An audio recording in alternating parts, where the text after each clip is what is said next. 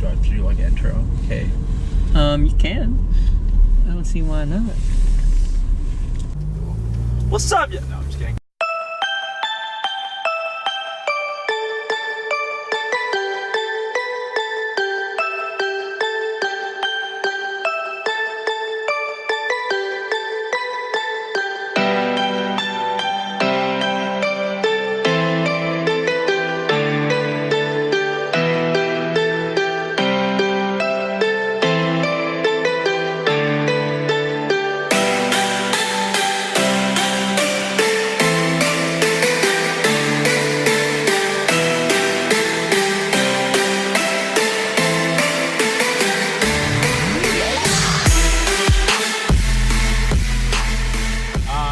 So we're driving the Porsche Macan. It's super nice. It's clearly it's an SUV, but you know, it really does feel like a sports car essentially. You know, it has like really good power, but it's really comfortable at the same time. It's quick.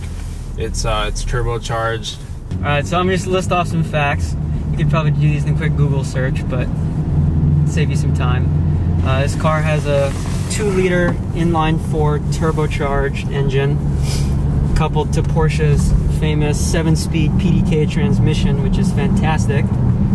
There's 250 horsepower, 270 pound-feet of torque, and this is for the base model, which starts around $47,800. But this model in particular has the Sport Chrono package, which bumps up the 0 to 60 time by about 0.2 seconds and adds this really nice Sports Chrono display here.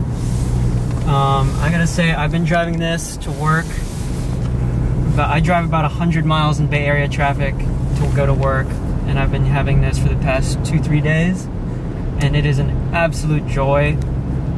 It's truly a beautiful meeting point between a sports car and an SUV.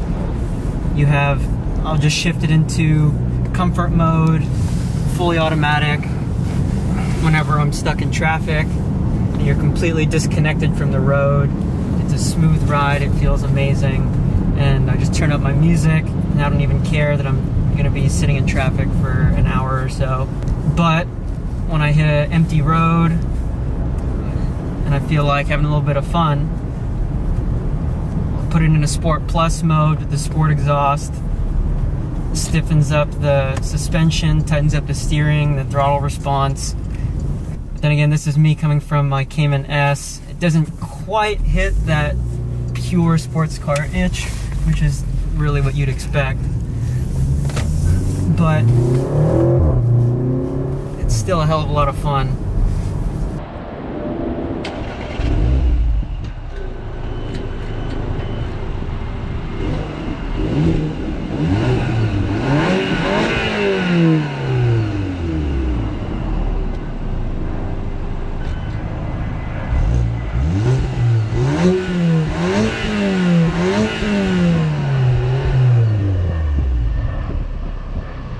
So in terms of the handling, you know, this definitely doesn't feel like a big car, even though, I mean, it is an SUV, but it's definitely on the smaller end compared to, you know, like its older brother, the Cayenne.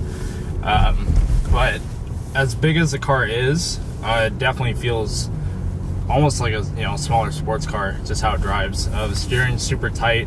It's pretty heavy. I mean, for electric steering, it feels pretty good. You know, I could say it's almost like hydraulic steering. But yeah, I mean, steering's super good. In terms of, you know, handling and the turns and all that, like I said before, it does feel like a sports car in that sense, where, especially for the size, it handles super well. It definitely keeps its composure throughout turns. I haven't taken too fast of turns, but I mean, from what we've been driving and stuff, you know, the body roll doesn't seem too bad, and you know, it's a solid handling car for sure. And as a daily commuter, it's actually quite good. It gets, I think I'm pulling better gas mileage out of this than my 2-liter Golf, so that's a huge plus for commuting. Not that most people that buy this car are gonna give a shit about the gas mileage anyways, but I get quite a lot of range out of it. I mean, interior, It's pretty nice. It's pretty comfortable. I think Porsche does really well, even with their other sports cars. Even like your Cayman S, even that alone, those chairs in there are pretty comfortable, you know, for being in a sports car. These really hug you pretty well. Probably not as much as some people would want, but I mean, then again, it is an SUV, and you don't really, you know, you're not gonna be driving crazy like it. I mean, you can, but most likely you're not going to. So I mean, it's not really gonna hug you as much as, you know, chairs in a Cayman or any, you know, 911 or anything like that. But otherwise, the infotainment system's pretty cool. There are a ton of buttons here. Kind of got me confused when I first came in here. But the sports chrono is a good addition. The gauge system's pretty solid. I like how, you know, it tells you all the you know, different things, whether it's your oil pressure, your temperature gauge and all that. It all looks super nice. The first menu in the cluster is, you know, is a phone screen when you have it connected. If you scroll up, you have the audio. Then you have your oil temperature, oil pressure, battery, then also your compass on there on the bottom. And you have your sports chrono, torque split, the TPMS, and then all your trip info, navigation. Then eventually your map will come up. Then let's start again. In terms of design, interior and exterior, I think this car is completely beautiful. It's subtle, as Porsche is known for. It's not super flashy. It's not incredibly attention-grabbing, but the design is just amazing in my opinion. The interior especially is very minimalistic. It looks, again, subtle, sophisticated, very classy. I actually like that there's tons of buttons here on the center console. One thing I absolutely hate in a car, especially in modern cars now, where you have to access all the options and everything through the infotainment system, and you have to dig through menus and you don't know where everything is. I absolutely despise when cars do that. So the fact that this car has everything here in the center, and maybe it's just from me because I own a Porsche, so I know what most of these buttons mean. They haven't changed too many of the symbols. It's really easy for me to navigate. I didn't even look at the driver's manual. I just hopped in. I know exactly what everything is, where everything is. So it was a really easy transition. But I really, really appreciate having a physical analog button for everything instead of having to dig through a menu. That's a huge plus. It's that coupled with the minimalistic design in here that Porsche is known for. I'm a huge, huge fan. And another big thing that we noticed, the sport exhaust, it sounds absolutely fantastic inside the car. It's not super loud. It's very refined. My car came with sport exhaust and I thought it was too quiet, at least for me. But it does sound really, really refined. And it still does sound like a, you know, 4-cylinder turbo engine. You don't have that sound anymore of the naturally aspirated engine. But it does sound really, really nice. And then again, if it's the nice thing about the sport exhaust is that you can turn it on and off. So just the flick of a button, I'll just press it really quick if I'm, you know, on a conference call or my kid's asleep in the back. I don't have any kids because kids suck. But if you do have kids and they're asleep in the back or whatever, or you're trying to have a civilized conversation, you know, you can just press a button, turn off the sport exhaust, and it's absolutely quiet. And then if you want to have a little fun, turn it back on and drown out your kids crying in the back. I don't hear anything. Alright, so what we were talking about earlier is I don't completely understand the need to buy the more expensive S, GTS, especially the turbo, exclusive editions, all that of this car. Besides the point to flex it. Yeah. When I drive this car, this is just the base model, I don't really want or feel the need for more power, at least as an everyday driver.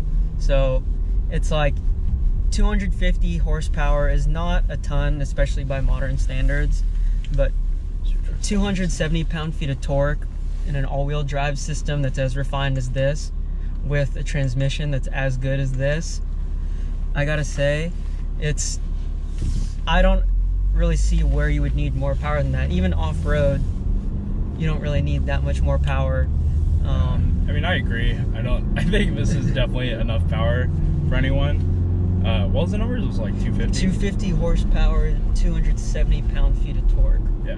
I mean, like, it's definitely all you need for sure. But, you know, like we were saying earlier, it's definitely just a flex to have, Absolutely. you know, have the turbo or the S or, you know, whatever it is. What's that? It basically doubles the horsepower, right? Yeah, let me see. I got 400 or 500. I got some figures. So, the S model, the base model, $47,800. The S model is a whole $7,600 more. Sheesh. $55,000. The Sport Edition, which is not an S, it has the same engine as this. It's just the Sport Edition, $61,000. And then that's for the base engine. The GTS model, $68,900, and that's $21,000 more than the base. If you want to go turbo, it's big boy money, $77,200, which is $29,000 more than the base model. That's like, for turbo money, I could afford to buy this car and a nice Cayman S. Yeah, that's true. Or a base 981 maybe. And then if you want the performance pack for the turbo, $87,000. Dang. Jeez. Which is, yeah, that's one hell of a flex. Yeah, that's a lot. I mean, yeah, you can definitely get a lot, you know, you can more different cars for that money. You can really rack up the options. Yeah. But I mean, like we were saying earlier, it's definitely a flex to just, you know, have all that power and stuff. But I mean, at the same time, it is nice, you know, being able to have power and have that quickness to get out of, you know, whatever situation if you have to. You know, your kids are running late to lacrosse practice. Yeah, exactly. I get your kids practice, I get them to school, whatever. But I absolutely need 600 horsepower to get my kids to lacrosse practice on time. I'm gonna need it. Or you need to race the other parents in the car park. Oh yeah. Yeah, fight for position, you know. Get a good spot, pick up your kid. What if it's raining? Yeah. True. But yeah, as an everyday driver, this car is actually amazing. You know, it gets great gas. The base model gets great gas mileage, which, you know, you'd ruin that when you buy the S model or the higher end models. Which again, when you buy a car like this, you usually don't really care about MPG all that much. But it's just something to consider. Yeah. You got tons of trunk space. You know, I'm hauling around guitars and amps and speaker cabinets, things like that for work, and I fit all that easily in the trunk of this. You know, you can fit all three of your kids with all their lacrosse gear in the back. Yeah, I don't know what else you'd use it for. It's a good amount of space for, you know, a compact SUV. So all of them are. Woo, you do get a little exhaust pop too. yeah, a little bit. Which is kind of nice. Oh, that's another thing I wanted to talk about. A feature I absolutely love in the fucking car is the lane change assist. Where if it senses you're going over a lane without using your blinker, it will actually yell at you. Oh, so that's what that is? That's what that sound is. So if you're driving like an asshole and not using your blinker, it will actually yell at you. So if you buy this car for your spoiled teenager, which please do not buy this car for your teenagers.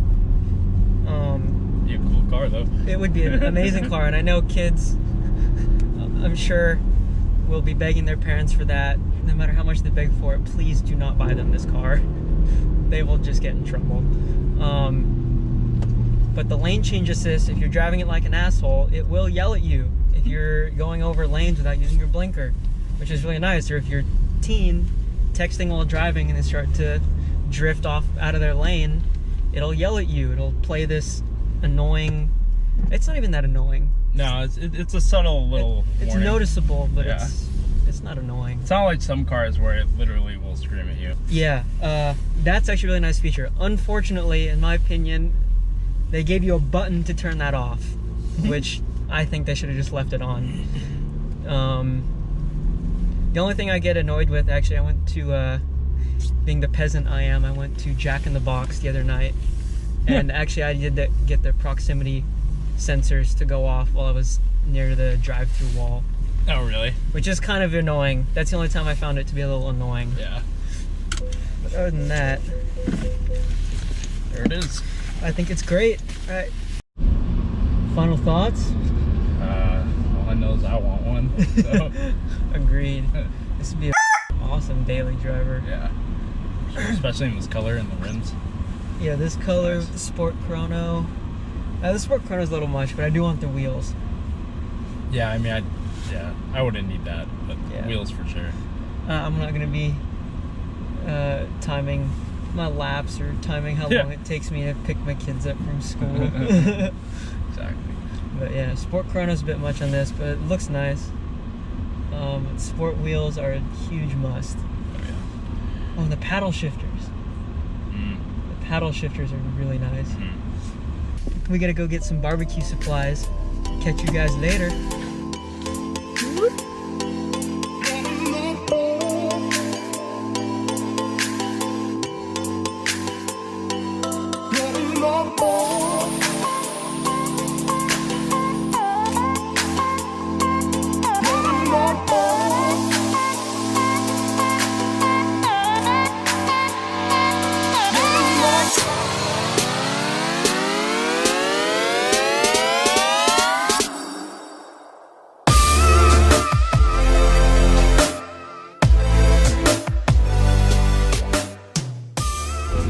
So you hear that warning?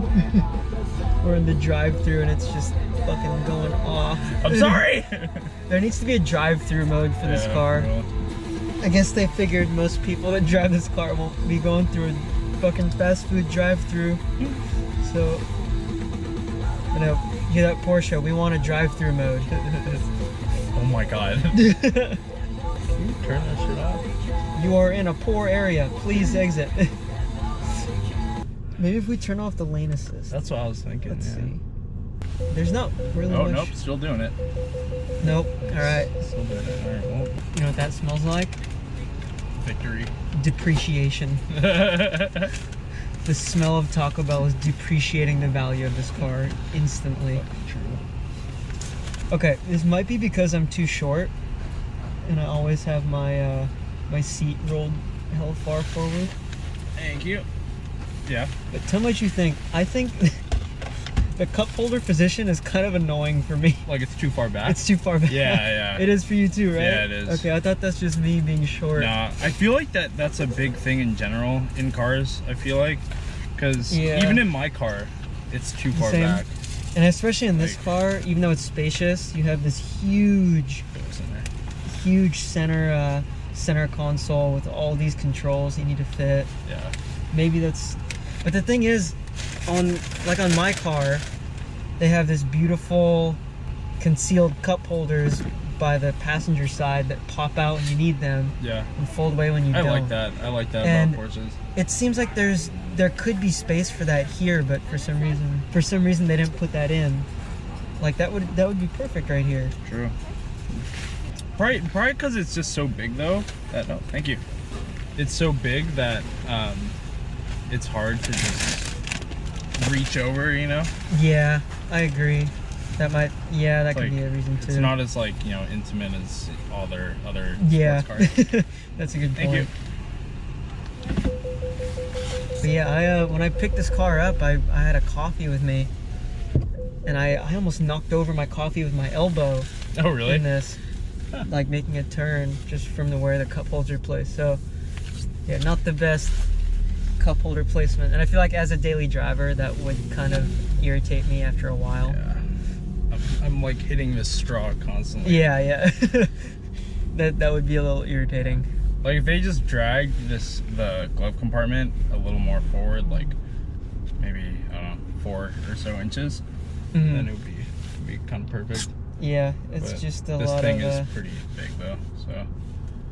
But I do appreciate how much space you have, especially for a small SUV. Yeah. Like this is significantly smaller than the Cayenne. The Cayenne feels like a boat compared to this. Yeah, I bet. One last thing. All the Porsche keys now, if you can see that, are so freaking cool. Aren't they usually the shape of the car too? Yeah, Most times? I think this kind of just looks like I think that's kind of like general. Yeah, it's kind of at least for like the 911s and then. But yeah, the 911 keys and the we got a 718 a while back, and the key is actually shaped like a 718. And then don't they color match it too? That's I think Is that's that an option. Yeah, it's an option. Probably a very Pretty cool. expensive option. Yeah, but probably. the thing is, you don't even need this to start the car, but there's a faux key they put where the normal key would go that just kind of sits there because they don't want to go with push to start. You can leave this in your purse, you can leave it in your pocket or whatever. You don't need it to start the car, but you still kind of have to turn this little faux key that they leave in here. And then of course it's the left-hand side, Le Mans style. Le Mans.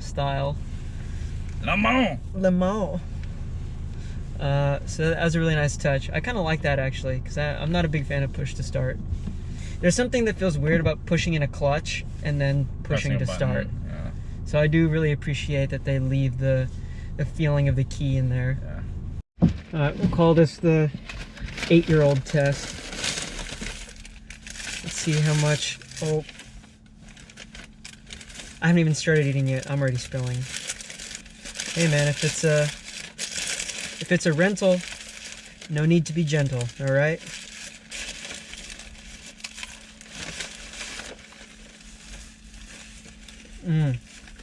My middle class soul is in heaven right now.